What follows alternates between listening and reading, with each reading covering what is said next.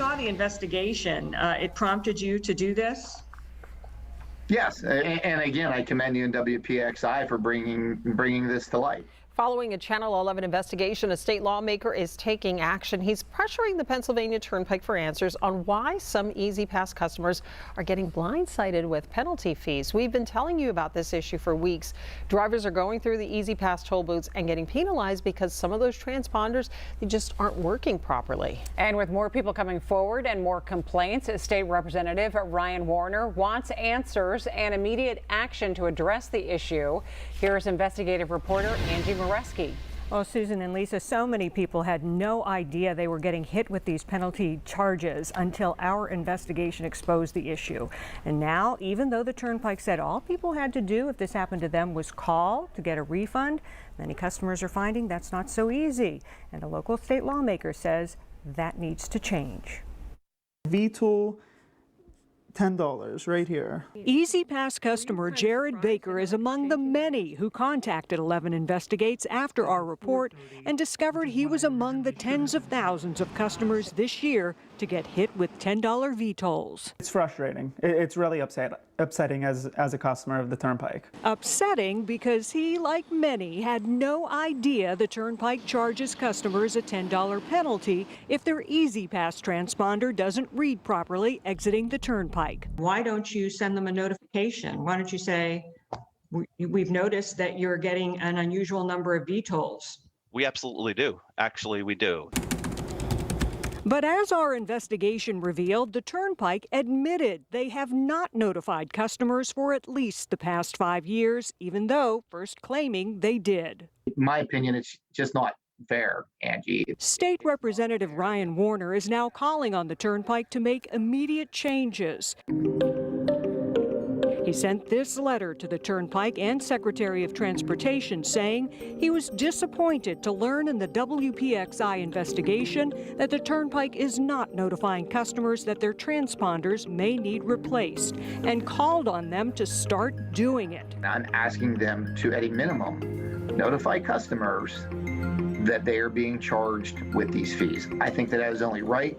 It is fair, and it's very simple for them to do. Warner also admonished the Turnpike, saying they compounded the issue by repetitively providing conflicting or false information, as they did during our investigation. I believe that erodes public trust, and I believe that it looks bad for the Pennsylvania Turnpike, which already lacks a lot of confidence. They almost don't seem to want to work with customers. Complicating matters even more for customers who found the $10 charges after our report, customer service is restricting refunds to just the past 3 months. Well, we were told by the Turnpike spokesperson, easy peasy, give us a call, we will make it right. Is that what you're experiencing? No, I'm not. It's very difficult. Jared was only able to get one of his charges refunded. I think it's only fair, Angie, that the 90 days be lifted. The Turnpike also blamed customers, as our investigation showed, saying transponder failures are mainly due to customers not mounting them properly.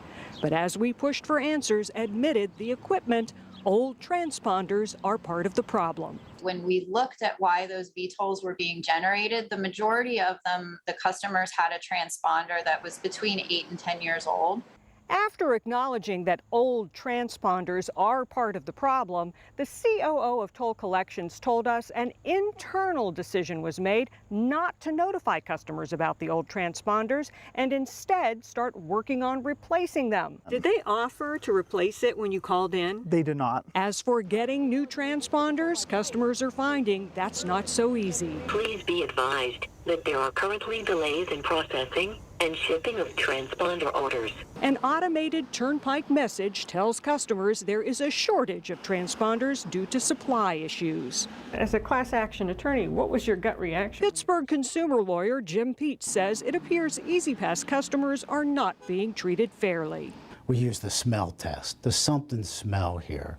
Pete says this sounds like a possible violation of the Unfair and Deceptive Trade Practices Act. They may have known these transponders were not working correctly, and they were hiding that fact and not telling consumers.